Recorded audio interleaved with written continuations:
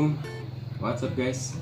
Ketemu lagi dengan gue di Pokoknya Hobi RC, channel yang ngebahas tentang RC Offroad, baik itu test run, adventure, upgrade, modifikasi, unboxing, dan lain-lain insyaallah ya guys. Oke guys, seperti biasa di konten video kali ini gue pengen nunjukin sama teman-teman semua modifikasi dan upgrade yang gue lakukan sama WPL C24, yang pastinya dalam setiap review gue tentang modifikasi dan upgrade maksudnya adalah gimana supaya mobil offroad kita tuh bisa kelihatan scale, realistik, enak dimainin, dan juga kelihatan bagus ya guys. Tentunya diusahakan dengan biaya semurah mungkin. Jadi review yang gue mau sampaikan kali ini adalah gue upgrade motor lagi dari yang sebelumnya. Gue udah upgrade pakai dari motor 130 ke 180. Sekarang gue upgrade lagi ke Dual N30 guys. Ini udah gue pasang. Nah, gue pengen tunjukin sama temen-temen kemarin selama proses pemasangan, instalasi, terus apa aja kendala-kendalanya dan gimana caranya untuk ngakalinnya, ya tentunya dengan kreativitas kita masing-masing ya guys. Dan ini salah satu yang gue usahain untuk ya paling tidak bisa menjadi tambahan referensi buat teman-teman semua. Oke, gue tunjukin ya guys.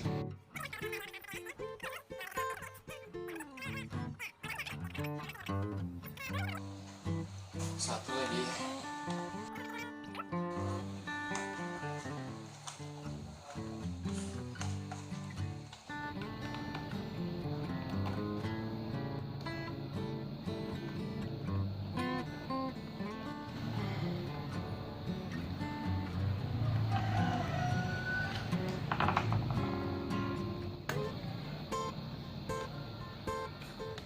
Oke guys, bisa dilihat ini adalah motor N30 guys, Dual N30. Nah, kemarin pas gue pasang ternyata kan mestinya masang housingnya ini nih, motor Dual N30 nih kan mestinya di sasis ya guys, di rangka. Nah, kemarin gue pasang tuh di rangka ya kan, tapi ternyata ini angle-nya si kopel nih ini terlalu tajam, terlalu patah nekuknya depan belakang gitu ya kan. Nah, sehingga mengakibatkan motor tuh berjalan berat guys bebannya, karena putaran si kopel ini angle-nya terlalu nekuk. Jadinya dia putarannya kayak tahan-tahan gitu ya kan. Nah, gimana caranya gue biar bisa ini si kopel ini nggak terlalu patah gitu ya kan. Bisa dibayangin ya, kalau misalnya nih gue pasang di sini nih. Ini kan ini housingnya nih kan, ini baut ini. Dipasang di sasis di sini. Itu angle-nya patah banget. Ya kan, gue udah cobain bisa, tapi dia berat, agak-agak strut gitu jadinya. Terus sudah gitu juga resikonya takut patah juga nih kopel plastik ya kan, karena bebannya yang terlalu berat yang disebabkan dia angle-nya itu terlalu nekuk. Nah, kemudian gue pikir kalau misalnya gue pendekin lagi shocknya supaya dia nggak terlalu nekuk, gue nggak recommended gitu ya kan. Soalnya kan gue butuh flex kaki-kakinya tuh yang bagus ya kan. Kalau gue pendekin nanti flexnya jadi berkurang ya kan. Akhirnya setelah gue pikir, berarti mendingan diturunin aja posisi housing motor Dual N30 nya. Nah, gue lihat tuh di online kan ada tuh ya kan, bracket buat supaya posisi housing atau transcase-nya dinamo atau motor itu biar lebih turun, tapi harganya agak lumayan mahal juga. Kemudian kenapa nggak gue bikin sendiri? Gue cuman tinggal bikin sambungan ya kan, bracket antara sasis dan housing ya kan. Nah, gue bikin pakai arm servo yang kalau misalnya kita beli servo steering itu kan ada dapat beberapa macam model armnya ya guys. Nah, gue bikin dari punya arm servo bawaan yang kita dapat kalau kita beli servo. Nah, ini nih guys. Jadi kalau kita beli servo kan kita dapat tuh ya kan pernak-perniknya. Salah satunya adalah berbagai macam model arm steering. Nggak tahu arm apa lagi nih, buat apa lagi, entah mungkin kalau misalnya pengen bikin mekanik gerak yang lain mungkin ya kan, ada yang plus, ada yang kayak gini. Nah, yang kita pakai buat steering tuh kan biasanya yang kayak gini buat arm steering. Kalau yang bulatnya nggak tahu apaan. Idenya adalah ya ini dia. Jadi ada dua kayak gini, gue potong pas di sini. Nah, dapat kan gue dua nih, potong lagi di sini ya kan, bulatannya buang. Nah, dapatlah kita dua. Gue jadiin ya sambungan ya atau bracket dari sasis ke housing motor dual N30. Pas kan potongannya sama. Jadi lubang-lubangnya ini gue pakai buat tinggal masukin baut ke sini aja lubangnya. Kalau yang ke sasis agak gue gedein sedikit lubangnya karena gue mau pakai baut yang kokoh ini. Terus di sininya gue kasih mur supaya dia kokoh, nggak gerak. Ya jadinya kayak gini guys. Nah, hasilnya adalah angle couple-nya tuh nggak terlalu nekuk, pas banget pas segini ya kan. Terus ground clearance juga masih jauh. Kalau pakai motor 180 kan sini ada jendolannya tuh ya kan. Nah, sehingga dia ground clearance-nya agak lebih pendek ya kan. Suka nyangkut juga tuh. Kalau yang ini dia rata dan lebih tinggi, masih tinggi lah. Jadi pas banget kalau menurut gue.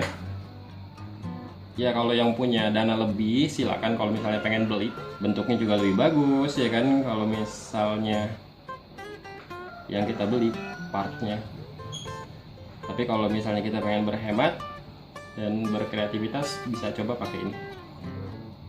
Atau mungkin pakai plat besi sendiri ya kan, pengen bikin juga boleh-boleh aja guys.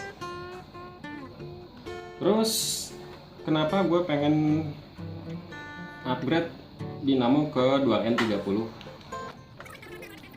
Ya, karena menurut spesifikasi si motornya emang kecil ya guys.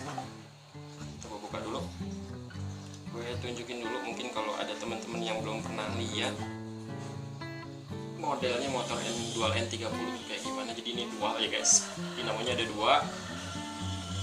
Kok susah ya, oh boy.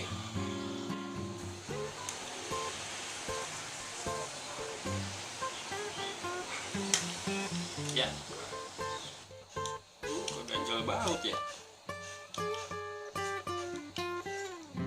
Salah.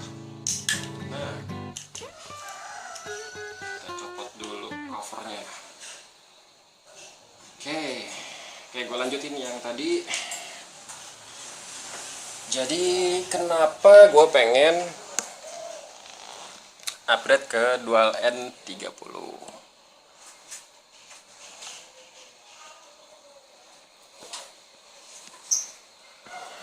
Oke guys, ini motornya dia lebih kecil dari 180 jelas lah, sama 130 juga jauh banget, dia kecil banget. Cuman dia punya gear reductionnya itu nih,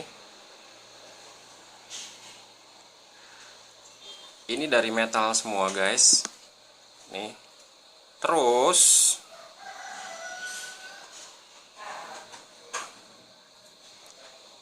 rasionya tuh dia rendah guys. Jadi ini mobil akan jadi lebih pelan kalau pakai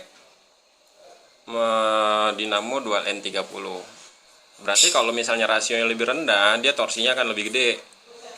Cuman gue nggak tahu juga.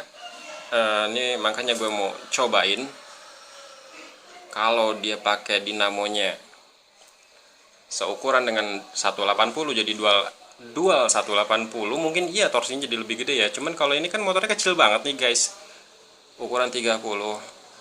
Tapi ya kita coba aja lah, kita buktiin dulu ya. Oke ya guys.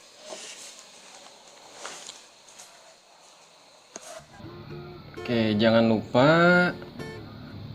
kita solderin dulu kabel-kabelnya ya guys. Jadi kalau kita beli paketan motor dual N30 tuh kita dapat dua kabel. Kabel yang pertama yang ini nih, itu adalah kabel yang buat nyambungin dari motor 1 ke motor 2. Kemudian kabel yang kedua adalah ini, kabel yang buat kita sambungin ke ESC. Kabelnya udah ada soketnya, soket JST merah. Jadi jangan lupa pas kita nyoldernya agak-agak ini ya, agak-agak susah lah. Apalagi buat orang yang bukan bidang elektronik, nyolder gini tuh agak-agak susah, ditambah lagi ini ukurannya kecil. Oke. Jadi kita solderin ini, di motornya udah ada tandanya. Jadi yang kabel merah ketemu merah, yang hitam ketemu hitam. Jangan lupa ditambahin kapasitor ya guys di masing-masing dinamonya. Tuh. Jadi setelah gue pasangin dual N30, posisi kopel bagus, angle-nya nggak terlalu nekuk, sip, kayaknya sih oke.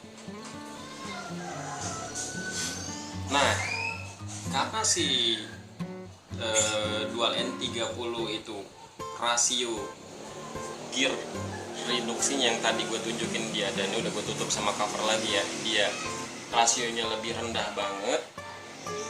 Itu kan mobil akhirnya jadinya pelan ya guys ya, walaupun tetap gasnya ya full proporsional ya kan, tapi dia nggak bisa kenceng, tapi torsinya jadi lebih gede ya kan. Nah, karena powernya lebih gede, gue tambahin lah pemberat di WPLC 24 gue. Nah, bisa dilihat sama teman-teman nih, ini gue tambahin pakai timah pemberat balancing. Belinya di online ada, di toko ban mobil ada ya, cuman ya sebisa-bisanya lah, nawar lah, murah lah pokoknya kalau kayak ginian lah ya. Nah, gue tambahin untuk posisi depan 1, 2, 3, 4, 5, 6, 7, 8. Nah, ini gue taruh lebih ke depan supaya bobotnya lebih berat ke depan ya guys. Nah, satu piece ini beratnya 5 gram, berarti kalau 8, 40 gram. Jadi depannya nambah 40 gram ya guys. Tengahnya, tapi tengah agak ke depan supaya bodinya ada bobotnya. Gue tambahin nih guys di atas nih, kelihatan nggak ya? Bentar. Nah, aduh, gimana nunjukin? Nah, tuh dia tuh guys. Di dalam sini gue tambahin di atas nih. Gue tambahin 6 berarti 30 gram. Ditambah yang tadi 70 gram guys. Kemudian belakang gue tambahin 1, 2, 3, 4, 5, 6, 7, 8, 9, 10, berarti 50 gram. Jadi belakang 50 gram, depan 70 gram. Sengaja gue lebih tambah berat, lebih tambahin beban pemberatnya lebih ke depan, karena di belakang kan ada baterai guys. Jadi biar tetap gravity centernya atau berat centernya itu dia seimbang. Kira-kira gitu sih guys. Oke, semoga apa yang gue sampaikan bisa bermanfaat buat teman-teman semua. Mudah-mudahan jadi referensi tambahan. Dan pastinya salam kreativitas buat teman-teman semua. Salam satu hobi. Terima kasih. Assalamualaikum warahmatullahi wabarakatuh.